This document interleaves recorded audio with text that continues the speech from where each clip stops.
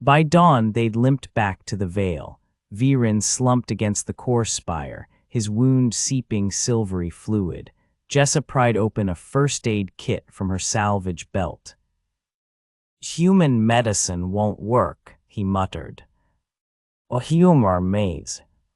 Her fingers brushed his skin, colder than the cavern, colder than the void, but his breath hitched, a human reflex. "Why did you stay?" she asked. "After the crash, why not end it?" His claws flexed, the same reason you rebuild broken engines: hope. The word hung between them, fragile as the core's flickering light.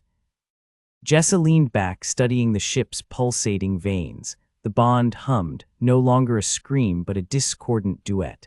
Somewhere above, Nyxara Prime festered. Somewhere in a lab, Cal waited. But here now, the Vale's breath synced with hers, Vrynn's eyes reflecting bioluminescence, not stars. She lit a cigarette. The match's flare danced in his pupils. "Let's get back to work." Chapter 3. The sky above Nyxara Prime had forgotten its own color. It hung like a necrotic film, stained by the perpetual glow of syndicate holograms and the smolder of industrial furnaces. Jessa stood at the edge of the Eclipse Syndicate's central spire, her boots planted on a maintenance ledge narrower than a grave. Below, the city sprawled in a seizure of light and shadow, its arteries clogged with drones and desperate souls. Above, the spire's apex pierced the clouds, a needle poised to inject poison into the stars. The bond with the eclipsed Vale hummed in her veins, a discordant melody only she could hear. It had grown louder since they had fused the core, its whispers now a cacophony of alien memories and her own frayed resolve. Vrynn stood beside her, his iridescence muted to a sickly gray. The wound on his shoulder still wept silver, a reminder of the flooded district's cost. This is suicide, she thought, but suicide required hope, a belief that the fall might end something. All she felt was the weight of the detonator in her palm, cold and final. Vrynn's claws grazed her wrist, a gesture almost human. The core's song, "It's changed." She didn't look at him. "You mean I've broken it?" "No, it's learned your rhythm." The wind screamed. Somewhere in the spire, Director Rellian was dissecting Cal's mind, peeling back memories of Xynthan glyphs and terraformers. Jessa's grip tightened on the detonator. Let him die, she told herself. But the bond flared, and she saw Cal as he had been, a man who believed in green skies, who'd kissed her with dirt on his lips and promise in his eyes. "Stay close," she said, and jumped. The spire's interior was a mausoleum of glass and steel. Syndicate logos pulsed on every surface, their crimson light staining the sterile halls. Jessa moved like a shadow, Vrynn's energy dampening the security grids. The bond guided her, a compass needle quivering toward the core. They found Cal in Lab Sigma 9, suspended in a neural harness.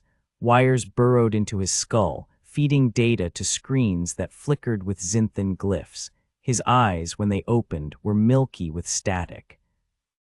Jessa, his voice was a glitch, a corrupted file.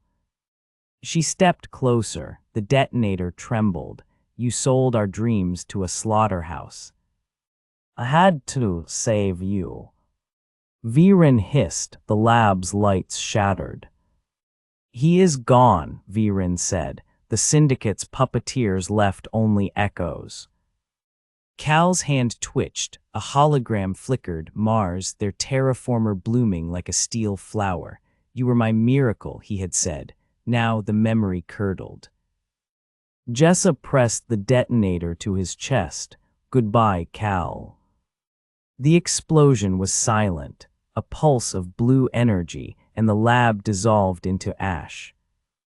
The core chamber lay at the spire's heart, a grotesque fusion of Xynthan tech and syndicate machinery, the eclipsed Vale's stolen heart grafted into a weaponized frame. Director Rellian awaited them, his augments gleaming like insect carapaces. You've saved me the trouble of digging up your ship, he said, voice a synthetic purr, though I'd hoped for a cleaner specimen. Vrynn lunged. Relian's energy shield flared, hurling him back. Jessa fired her shock pistol, useless. The bond writhed, the cores song crescendoing. You can't win, Relian sneered. Humanity's destiny is to consume, to become. She stepped into the weapon's glow. The bond screamed. The Veil's core alive in her mind. Vrynn's exile, Cal's betrayal, her own hands stained with salvage grease and blood. You're right, she said, we become. She let the bond consume her. The core erupted. Energy surged through the spire, shattering glass and flesh alike. Jessa's veins lit with bioluminescence, her neural implant burning to ash. Vrynn's claws found her hand, his final anchor. Memories fused, a Xynthan child gazing at alien stars, Jessa reading schematics by flashlight, the crash, the fall, the endless hungry dark. Together, Vrynn rasped. The spire collapsed. Dawn, or something like it, filtered through Nyxara's smog. Jessa woke in the Veil's core chamber, the ship's veins knitting her wounds. Vrynn lay beside her, his iridescence faded to a mortal pallor. The bond stabilized, he said. The core chose you. She touched his face, warm, human warm. What did it cost? My immortality, he smiled, fragile as a moth's wing, a fair trade. They rebuilt Kord's reclamations atop the spire's ruins.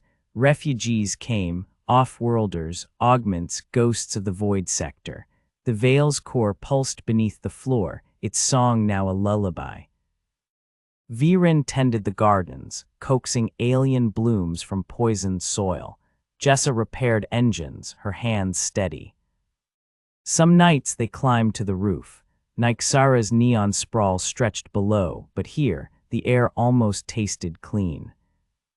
What now? Vrynn asked, his voice still a melody of distant stars. Jessa lit a cigarette, the match's flare mirrored in his eyes, no longer a predator's gaze but a man's. We live. The city drew breath. Somewhere, a new star flickered.